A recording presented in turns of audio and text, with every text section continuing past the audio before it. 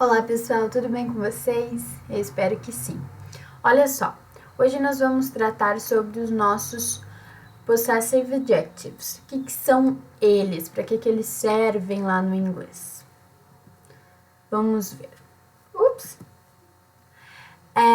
O uso dos possessivos, dos adjetivos possessivos, são para indicar posse. Vai ser na nossa tradução meu, seu, dele, dela, deles, nosso, ok? Então, são essas palavrinhas que nós vamos aprender hoje.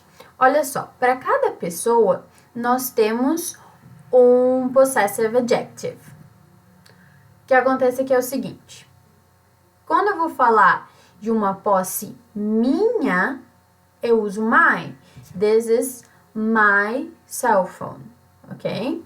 Agora, eu estou conversando com uma outra pessoa e eu quero falar que aquilo é da própria pessoa com quem eu estou falando. Então, eu vou usar o your, que na nossa tradução é o seu, sua. Por exemplo, eu estou falando com você agora. This is your book. Este é o seu livro, ok? Pertence a quem? Pertence à pessoa com quem eu estou falando agora. Agora, quando eu estou falando com uma pessoa, mas de uma terceira pessoa, aí muda um pouquinho. Olha só, para eu falar que isso é dele, é uma posse masculina, porque é de um menino, de um homem, eu vou usar o his, ok?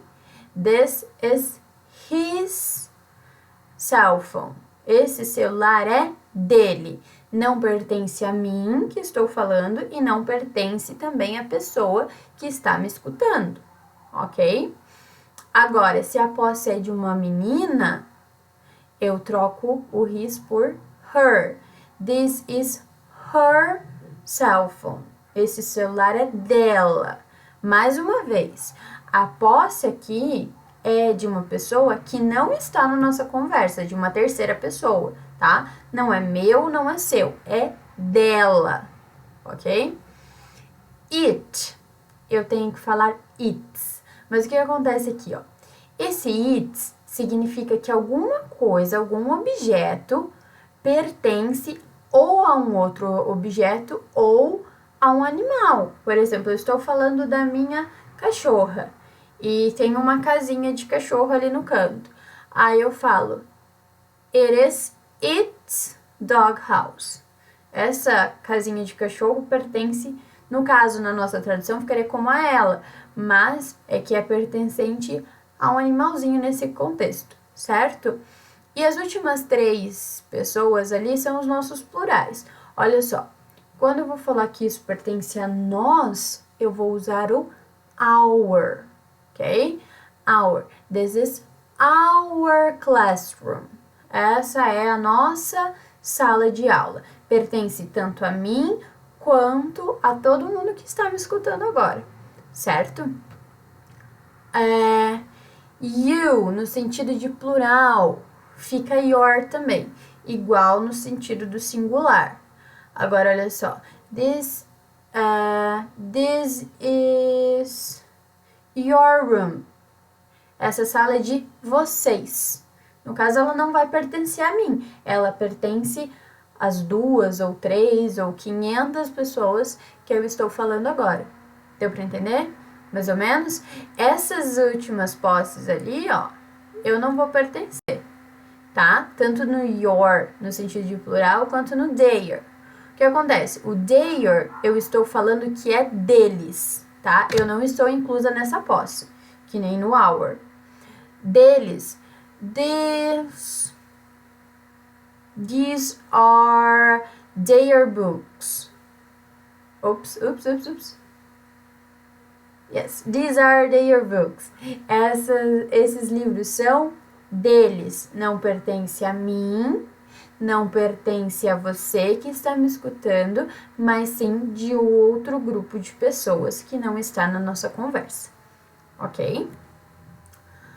Agora aqui, exemplos. This is my cell phone. Note que eu coloquei uma flechinha ali no nosso exemplo. a menina está falando do celular. Olha a flechinha. Ela vai tanto para fala quanto para a própria pessoa que está comunicando. Então, ela está falando de uma posse própria ali, ó. Esse celular é meu. Agora, no segundo exemplo. This is your pencil. Temos uma garota falando sobre um lápis e entregando o lápis para uma segunda garota. A posse, então, é da garota que está escutando, tá? Da garota que está falando thanks ali, certo? Por isso que a flechinha, ó, vai pro ladinho, ok? This is his headphone. Olha só, temos duas meninas aqui falando, certo? Temos duas meninas conversando sobre um fone de ouvido, mas esse fone de ouvido não pertence nem à pessoa que está falando, nem à pessoa que está escutando. Ele pertence ao menino. Olha lá o menino que está com o headphone. Então, esse fone de ouvido é dele, ok? Na 4, these are her books. Os livros, mais uma vez, temos duas pessoas conversando, tá? Uma pessoa está falando sobre alguns livros, certo? Olha, esses livros são dela. Olha a flechinha apontando para uma pessoa que não está na conversa, certo? Os livros pertencem a uma terceira pessoa, que no caso é uma menina, então os livros são dela. Her books, ok? Próximo aqui, olha o uso do it's. O it's, então, a gente utiliza para uma posse de um objeto, né, ou de um animal. O exemplo, it's charger. Eu tenho um celular aqui e um carregador. Charger é carregador em inglês, tá? No inglês, pessoal, o carregador, ele não pertence a uma pessoa, como a gente fala assim, esse é o meu carregador. Não, o carregador é do próprio celular. Então, é uma posse, é um objeto que pertence a um outro objeto, certo? Então, olha a flechinha ali, ó. O celular, tem o celular e tem o carregador. E tem uma pessoa falando que o carregador é do celular. It's charger, certo? Lá na 6. This is our house. Eu preciso que vocês prestem atenção nos desenhos. Eu tenho um casal que está falando sobre uma casa, certo? Essa é a nossa casa. Então, a casa pertence tanto ao homem quanto à mulher ali, certo? Então, é a nossa casa. E são eles que estão falando no momento. Então, pertence aos dois e não a mim, por exemplo, que estou escutando, ok? Penúltimo exemplo aqui, ó. Those are your seats. Eu tenho uma pessoa conversando, falando sobre um grupo de pessoas ali, ó. O grupo tá escutando essa mulher que está conversando, certo? E ela tá falando assim, aqueles são os seus lugares, são as suas cadeiras, ok? Então, a cadeira vai pertencer a quem? A todas as pessoas, os três ali do grupo, certo? A pessoa que está falando não está inclusa nessa posse. Está apenas falando assim, olha, aquelas são as suas cadeiras, ok? Agora eu uso their. O their, eu estou falando para alguém sobre a posse de outras pessoas. Olha a menininha ali, ó. Olha o balãozinho da menina. Falando sobre uma casa e tem um casalzinho ali no cantinho. Ó, that's their house.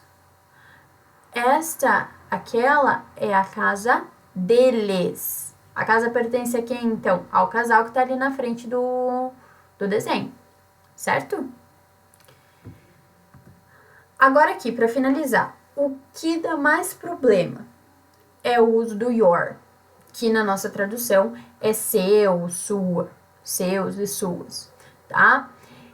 Tem que tomar cuidado. Eu só vou usar your quando eu estou falando de uma posse direta aqui, ó, com a pessoa que está me escutando, certo? Imagine que você está conversando comigo agora e eu falo, this is your notebook, ok? Esse é o seu caderno, pertence a você que está me escutando agora. O que acontece aqui é o seguinte, a gente tem essa mania de traduzir ainda e nós vamos confundir a tradução do your com his e her. Por exemplo, o his, então, pertence dele e o her dela, certo? Agora, quando eu falo assim, a minha mãe bateu o seu carro. Essa posse aqui, ó, seu carro, pertence a quem, na verdade? Ela bateu o carro que é dela ou o carro da pessoa que está me escutando? Dá uma ambiguidade, certo? E essa posse, na frase não está incorreta. Quando eu falo, ela quebrou o seu celular. A posse pode ser da própria pessoa que eu estou falando sobre e não da pessoa que está me escutando, ok? No inglês, isso não pode acontecer. Lembrem que eu vou usar his e her para dele e dela, para ele e ela. Então, essas duas pessoas não estarão inclusas na minha conversa. Eu não posso usar your. Por exemplo, I saw Mary and your father. Eu vi a Mary e o seu pai. Se eu uso o your aqui, o que acontece? No entendimento lá da língua inglesa, significa que ela estava com o meu pai e não com o pai dela. Agora, se eu quero falar, eu vi a Mary com o pai dela andando na rua, eu vou falar, I saw Mary and her father, ok? Então, cuidado nesse uso aqui do you, do your, ok? Do she, her, he, his, certo? Pessoal, no mais é isso. Eu espero que vocês tenham entendido, ok? E qualquer dúvida, eu estou à disposição lá no Iônica. Fiquem bem, se cuidem, lavem as mãos, wash your hands, ok? And see you. Bye bye.